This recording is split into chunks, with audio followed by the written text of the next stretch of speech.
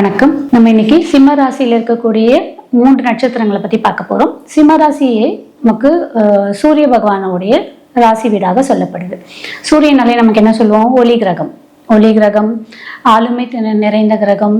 அந்த கிரகம் ஒரு சுபத்தன்மையோட இருந்துச்சுன்னா யார் ஒருவர் வாழ்க்கையில எப்பேற்பட்ட சூழ்நிலை இருந்தாலும் உயர்நிலை வந்துருவாங்கன்னு சொல்லப்படுது. ஏன் அப்படின்னா, ஒரு இருட்டான இடத்துல ஒரு லைட் போட்ட எப்படி நமக்கு பிரகாசமான ஒரு தன்மை கிடைக்குது, அந்த மாதிரி சிம்ம ராசியில் இருக்கக்கூடிய கிரகங்களுமே ஒரு உயிர் பெற்றுள்ள கிரகமாக சொல்லப்படுது. அதுல இருக்கக்கூடிய 3 நட்சத்திரமும் ரொம்ப சுபத்துவமான நட்சத்திரமாகவும் சொல்லப்படுது.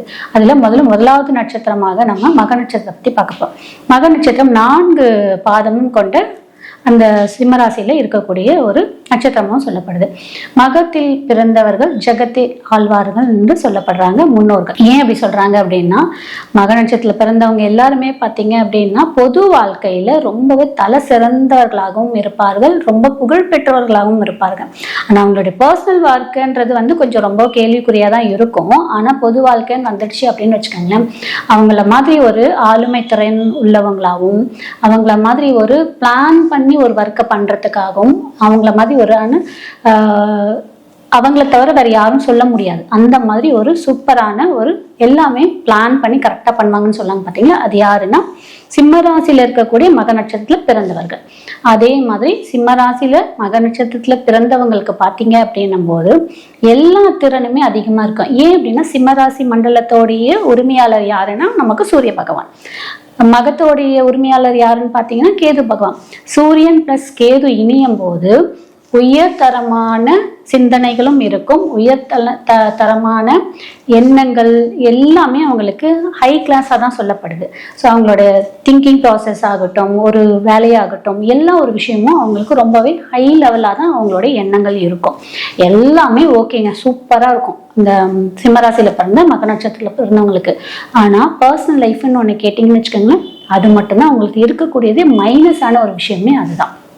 ஸோ அதற்கான சில கோவில்களும் சில அவங்க வாழ்நாள் பரிகாரம் சித்தரில் வழிபடும் போது அவங்களுக்கு எல்லா வித செல்வங்களும் எல்லா வித நன்மைகளும் நடக்கும்ன்றது சொல்லப்படுது.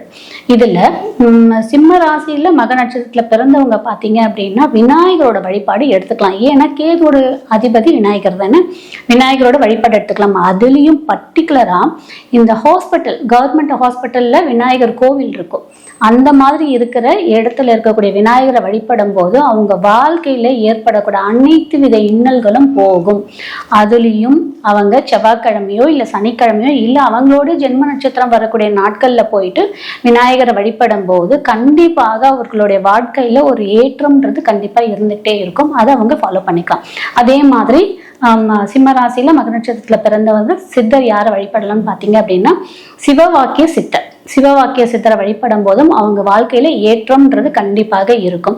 அவருடைய கோவில் எங்க இருக்குன்னு பார்த்தீங்கன்னா தஞ்சாவூர் மாவட்டத்துல இருக்கு, சித்தர் கோவில் இருக்கு.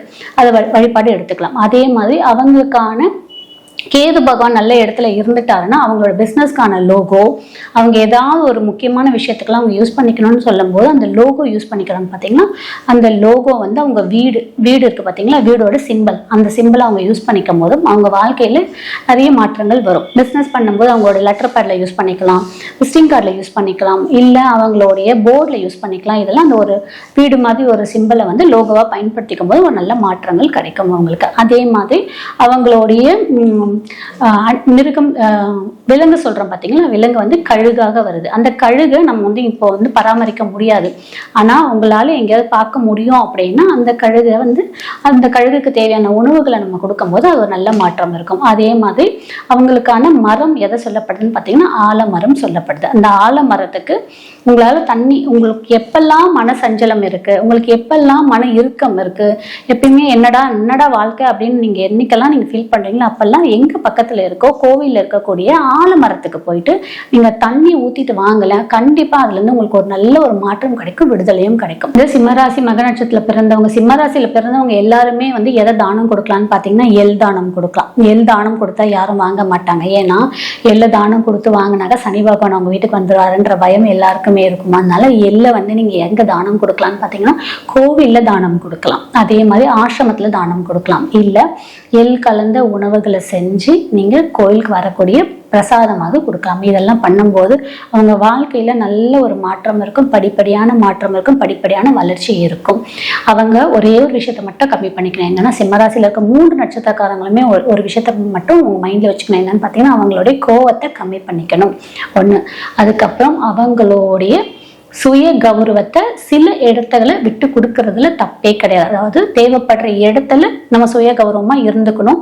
தேவையில்லாத இடத்துல வெட்டி வீராப்பன்லாம் சொல்லுவோம் பார்த்தீங்களா, அந்த வெட்டி வீராப்பு பண்ணும்போது நமக்கு ஏற்படக்கூடிய நன்மைகளை நம்ம வெட்டுற மாதிரி இருக்கும். அந்த இடத்துல அவங்க அதை கம்மி பண்ணிக்கும் போது அவங்க வாழ்க்கையில ஜெயிக்கிறதுக்கான ஒரு நல்பலன் கிடைக்கும். அதே மாதிரி சிம்மராசி மாதிரி ஒரு நல்ல குணம் படைத்தவர்கள் யாரும் வேற எந்த ராசியிலுமே கிடையாது. அந்த ராசியில் இருக்கக்கூடிய மனிதர்கள் அவ்வளோ இலக்கின மனசுன்னு சொல்லுவோம் பார்த்தீங்கன்னா, என்னடா அவங்க எவ்வளோ இலக்கின மனசா இருக்காங்க. அது எல்லாமே இந்த சிம்மராசியில் இருக்கக்கூடிய மக நட்சத்திரத்துக்கு பொருந்தக்கூடிய ஒரு நட்சத்திரமாகவும் இருக்கு. இது ரொம்பவே கம்பீரமான நட்சத்திரம், ரொம்ப சுய கௌரவம் கொண்ட நட்சத்திரம், வாழ்க்கையில போராடி ஜெயிக்கக்கூடிய நட்சத்திரமாகவும் சொல்லப்படுது. இந்த சிம்ம ராசியில மக நட்சத்திரத்துல பிறந்தவர்கள் கண்டிப்பாக வாழ்க்கையில, அதாவது சொல்லுவாங்களாம் பழமொழி, பிறக்கும் போது வேணா ஏழையா பிறக்கலாம், ஆனா சாகும் போது ஏழையா சாகக்கூடாதுன்னு சொல்லுவாங்க பாத்தீங்களா. அது இந்த சிம்ம ராசியில மக நட்சத்திரத்துல, சிம்ம ராசியில பிறந்த 3 நட்சத்திரத்துக்குமே பொருந்தும். அதுலயும் சிம்ம ராசியில மக நட்சத்திரத்துக்கு கண்டிப்பாக பொருந்தும். அவங்க வாழ்க்கையில போராட்டம்ன்றது கண்டிப்பா இருக்கும். 99% வாழ்க்கையில போராட்டமா தான் இருக்கும். ஆனா அந்த 1% ஜெயிச்சிருவாங்க. அதே மாதிரி சிம்ம ராசிக்காரங்களை பார்க்கும் போதே நமக்கு தெரியும் இவங்களுக்கு இந்த சிம்மராசி மண்டலத்துல சூரியனோ இல்ல சுக்கிரனோ இல்ல புதனோ இருக்குன்னா கண்டிப்பா கண்டுபிடிச்சலாம். ஏன்னா அவங்களோட பிசிக்கல் அப்பியரன்ஸ் அப்படி இருக்கும். ஏதாவது ஒரு ரீதியான ஒரு பிசிக்கல் அப்பியரன்ஸ். இதே அந்த இடத்துல சுக்கிரன் இருந்துச்சுன்னு வச்சுக்கலாம், அவங்களோட ட்ரெஸ்ஸிங் சென்ஸ் பார்த்தீங்கன்னா ரொம்ப சிம்பிளா 100 ரூபாய் சட்டை போட்டிருப்பாங்க. ஆனா அவங்கள பார்க்கும் போதே காஸ்ட்லியான சட்டை போட்ட மாதிரி இருக்கும், பெரிய இடத்துல இருந்து வந்தவங்க மாதிரி சொல்லுவாங்க பார்த்தீங்கன்னா. அது எல்லாமே இந்த சிம்மராசியில இருக்கக்கூடிய சுக்கிரன். இல்ல அந்த இடத்துல புதன் இருந்தாலும் அந்த மாதிரி தான் இருக்கும். ரொம்ப நேக்கா பேசுவாங்க, அதான் நேக்கா பேசுவாங்க, ரொம்ப ஹையண்டடா பேசுவாங்க. அவங்க பேசக்கூடிய அனைத்து விஷயமும் ரொம்ப பிரம்மாண்டமா சொல்லக்கூடிய ஒரு விஷயமா இருக்கும். ரொம்ப புத்திசாலித்தனமாகவும் இருக்கும். அதே மாதிரி அவங்களுக்கு ஞானமும் நிறைய இருக்கும். ஒவ்வொரு விஷயத்தும் இன் டெப்த் போய் கத்துப்பாங்க. கண்டிப்பா சிம்மராசி மக நட்சத்திரத்துல பிறந்தவங்க, சிம்மராசி இருக்க 3 கிரகத்திலையுமே 3 நட்சத்திரம் பிறந்தவங்களும் கொஞ்சமாவது படித்தவர்களாகவும் இருப்பாங்க. பொது ஞானம் நிறைய தெரிஞ்சவங்களாகவும் இருப்பாங்க. நான் சொன்ன இந்த சித்தருடைய கோவிலும் அவங்களுடைய வாழ்க்கையில இன்கேஸ் கோயிலுக்கு உங்களால போக முடியல சித்தர் கோயிலுக்கு அப்படின்னா போட்டோஸையாவது எடுத்துக்கோங்க. அப்படி இல்லைன்னா சித்தர்மார்கள் என்ன விரும்புவாங்கன்னு பார்த்தீங்கன்னா அவங்கள ஒரு 10 நிமிஷம் தியானம் செஞ்சாலே போதும், நமக்கு தேவையான அனைத்துமே கொடுப்பார்கள். அது கூட நீங்க உங்க வாழ்க்கையில பண்ணிக்கலாம். தானம் பண்ண உங்க வாழ்க்கை கண்டிப்பாக மேல உயர்ந்துட்டே போயிட்டே இருக்கும். இது சிம்மராசியில இருக்கக்கூடிய பூர நட்சத்திரத்தை பத்தி பார்க்க போறோம். சிம்மராசியில பூர நட்சத்திரத்துல இருக்கிறவங்க, சிம்மராசி என்னும் போதே உயர்தரமான ராசின்னு சொல்லியிருக்கேன். அதுலயும் பூர நட்சத்திரம் யாரோடையது? சுக்கிரனுடையது. சூரியன் பிளஸ் சுக்கிரன் சேரும் போது என்ன ஆகும்? பார்க்கவும் அழகா இருப்பாங்க, அறிவும் இருக்கும், கம்பீரம் இருக்கும், எல்லாமே அனைத்துமே இருக்கக்கூடிய ஒரு நட்சத்திரம்.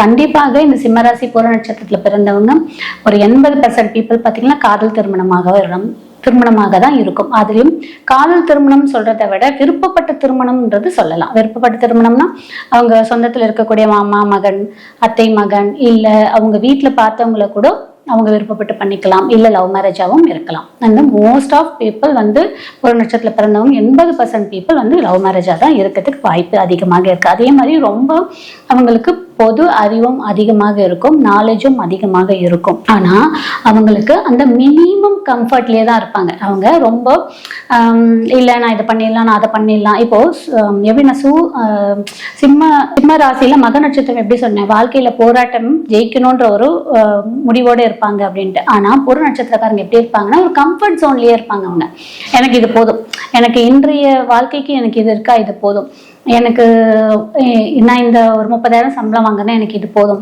இந்த கம்ஃபர்ட் ஜோன்லயே இருப்பாங்க. அவங்க அந்த கம்ஃபர்ட் ஜோனை விட்டு வெளியில வர மாட்டாங்க. அதுதான் இந்த பூர நட்சத்திரத்துக்கான ஒரு குணாதிசயமாகவும் சொல்லப்படுது. அதே மாதிரி வாழ்க்கையில பாத்தீங்கன்னா என்னைக்குமே அவங்க மனசாட்சிக்கு விரோதமான செயல்களை அவங்க செய்யவே மாட்டாங்க. அது எந்த விஷயமாக இருந்தாலும் சரி, அவங்க மனசாட்சிக்கு எது சரின்னு படுதோ அதை செய்வாங்க. அதே மாதிரி யாருக்காவது உதவணும் அப்படின்னு நினைச்சிட்டாங்கன்னா அவங்களால முடிந்தது முடியாததையும் சேர்த்து உதவக்கூடிய மனசு அவங்களுக்கு கண்டிப்பாக இருக்கும்.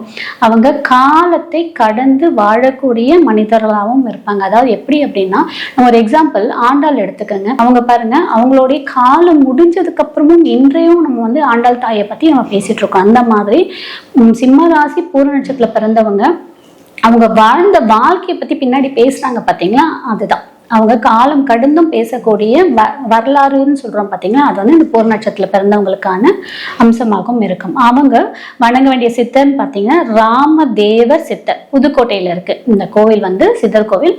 ராமதேவர் சித்தர் புதுக்கோட்டையில இருக்கு.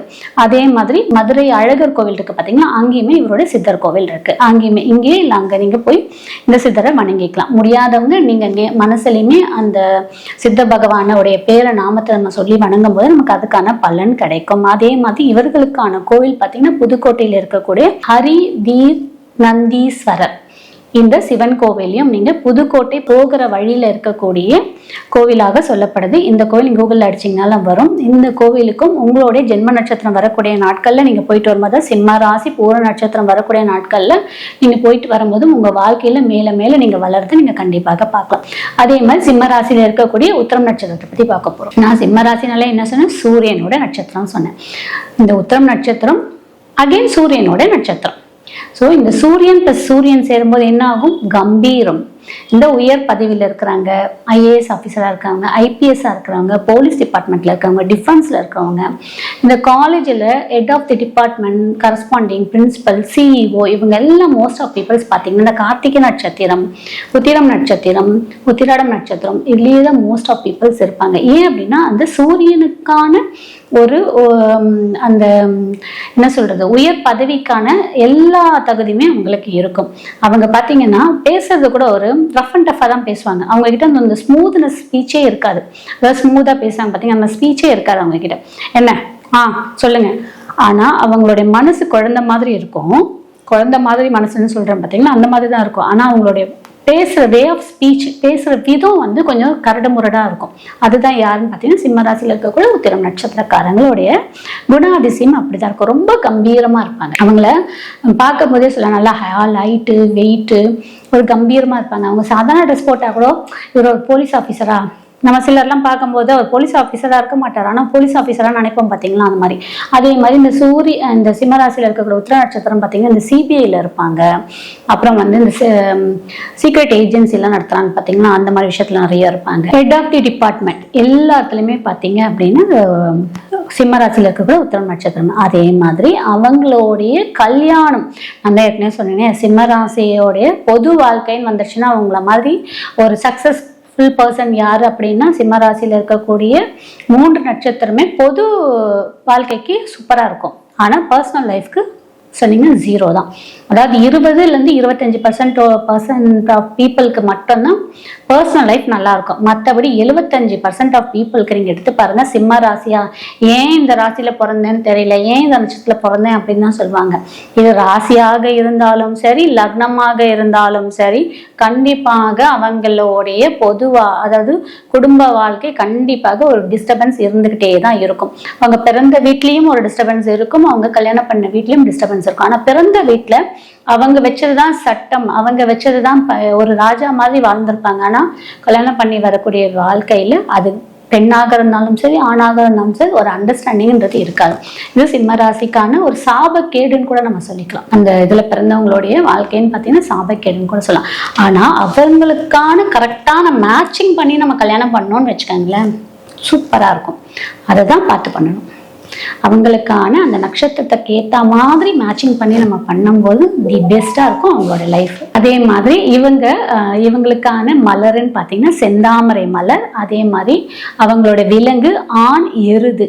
அப்புறம் அவங்க கம்பெனிக்கோ இல்லை அவங்களுடைய லோகோவா யூஸ் பண்ணக்கூடியது பார்த்தீங்கன்னா கட்டில் இருக்கு பார்த்தீங்கன்னா, கட்டிலோட கால் இது வந்து நீங்க லோகோவா யூஸ் பண்ணிக்கலாம். அவங்களோட சித்தர் பார்த்தீங்கன்னா காக பூஜை தான் சித்தர்.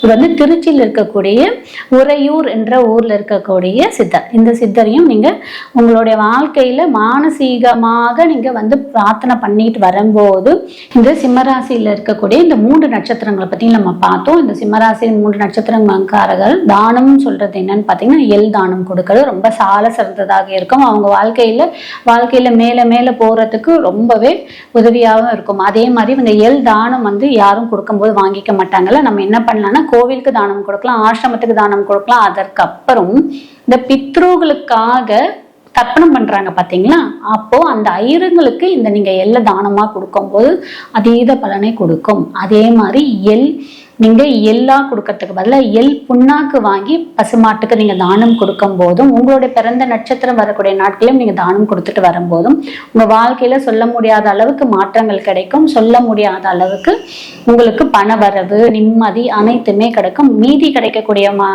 மீதி இருக்கக்கூடிய காலங்களும் நமக்கு நன்றாக இருக்கும்ன்றது முன்னோர்கள் சொல்லப்பட்ட ஒரு விஷயமாக இருக்கு. நான் வேற ஒரு பதிவை சந்திக்கிறேன். நன்றி, வணக்கம்.